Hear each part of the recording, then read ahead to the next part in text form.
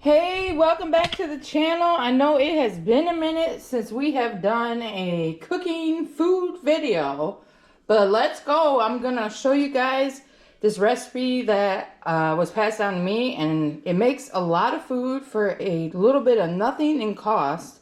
And you can change it up and add so many different things or change the brands of everything that you need. So in this one that I'm making today, so if you want to remake this, you need a half a cup of milk, a bag of shredded cheese, whatever flavor you want. You need some bacon bits. Now, mind you, you could fry up some real bacon if you have the time. A can of whole kernel corn, 3 eggs, 1 container of your French fried onions. Now, once again, if I have the time, I will cook up real chicken breast, like a whole chicken breast myself, and do it that way. But this way, we're using 3 cans of chicken breast. You need 2 cans of cream of chicken soup and 1 box of Jiffy cornbread mix. You're not going to use any salt, but you will put a little extra garlic and pepper in here.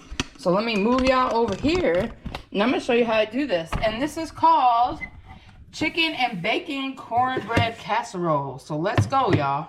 As I pour the ingredients in, excuse me, I will let you know what they are. So if you want to try this. Now, what I usually do, I end up making a double batch. So if you need to make a lot, then just double everything you have here, sitting here. So it'd be 2 boxes of Jiffy, 2 cans of corn. With the cream of chicken soup, you can either get the little ones or a big can. So I have 2 little cans. If you wanted to double it, you need 2 big cans or 4 little cans. And don't come for my generic brand unless you process it in the payment for me. So thank you. All right, let's go. Let me get my little thing over here. My little scraper outer thingy. Let's get this going. It's super simple. I mean, anybody can do this, and I'm telling you, it's really good. So I already opened and strained my canned corn. So we're gonna put all this in this bowl and mix it up. There's the corn. There's 1 can of cream of chicken soup. Get your little utensil in there and scrape all that out. Set this over here. Make sure you guys can see. Alright, I'm going to do the other can of soup.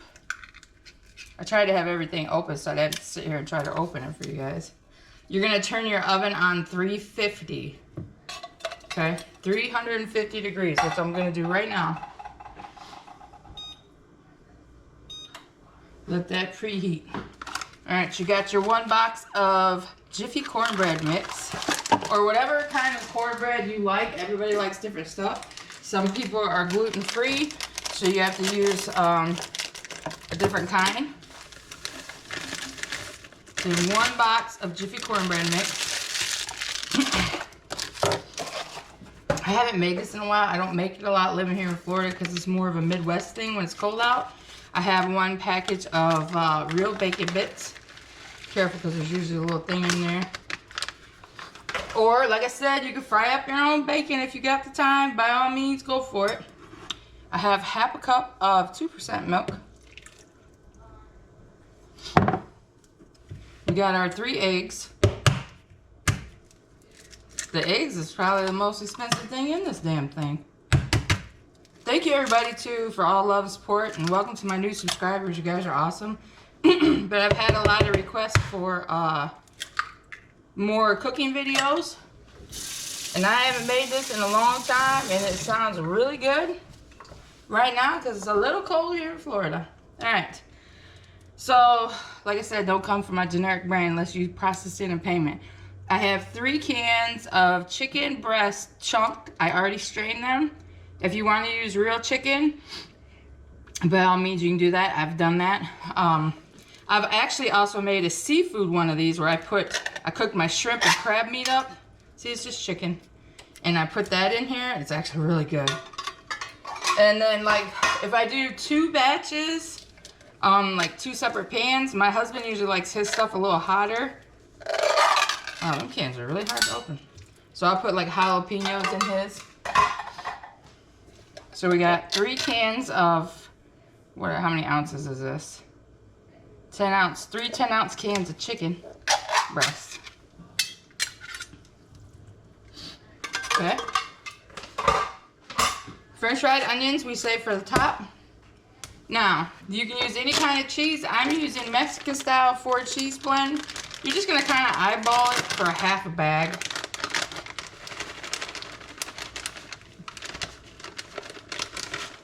Just a half a bag. I mean, you can put a whole bag in there. I like cheese more than my husband does, so there's that.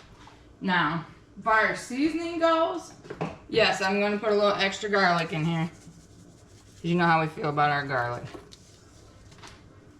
And I'm actually going to put some extra pepper, but salt, you don't need it because bacon is salty and cheese is salty and the cream of chicken soup is salty. Put some pepper in there.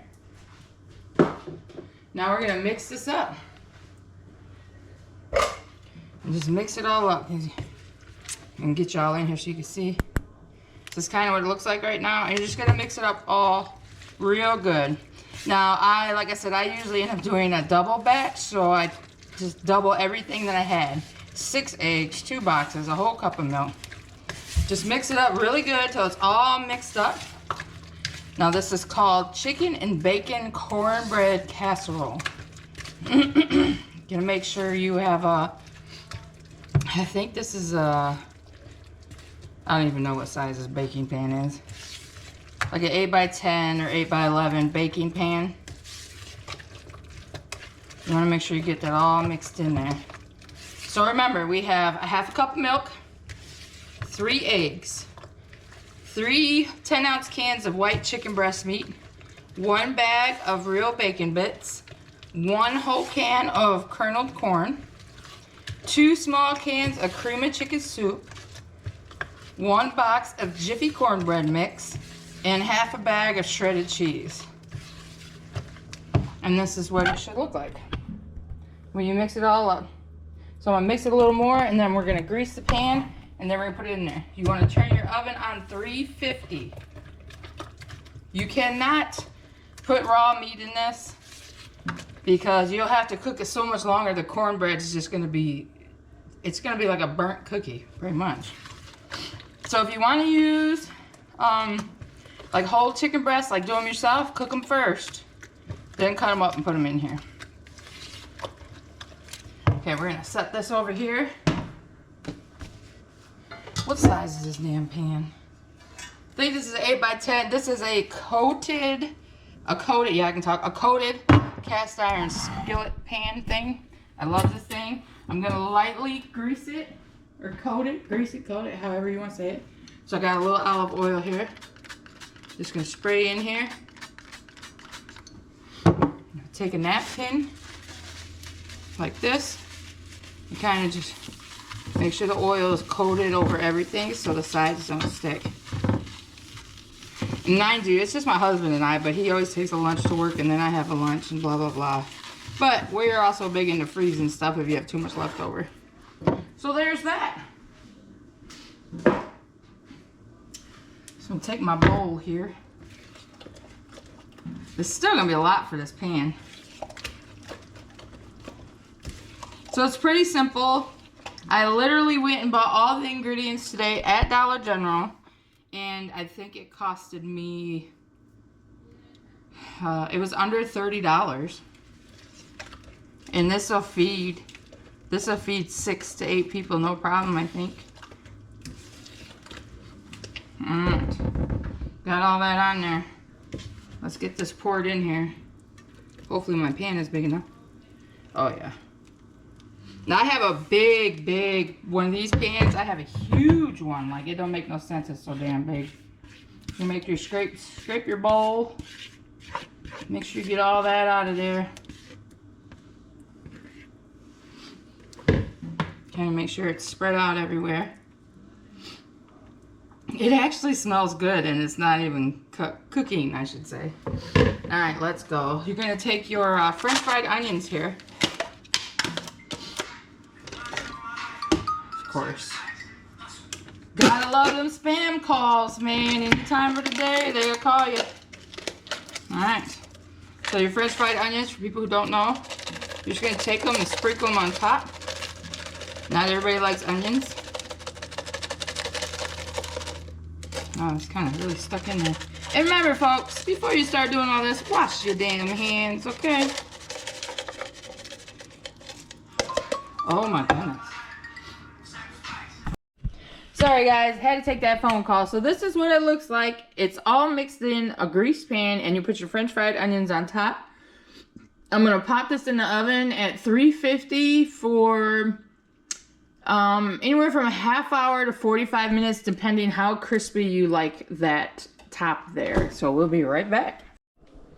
All right, you guys, it is all done. I actually let this cook for an hour at 350 in the oven because we like ours a little crispier. You know when it's done, for a lot of people that don't cook, when you jiggle your pan in the oven, you don't have that jello consistency anymore. So what I like to do, because I just took it out, I always take a spoonful so y'all can see the chunks of chicken and all that there. Oh man, is this stuff good. It's been a while since I made it. So that's pretty much it.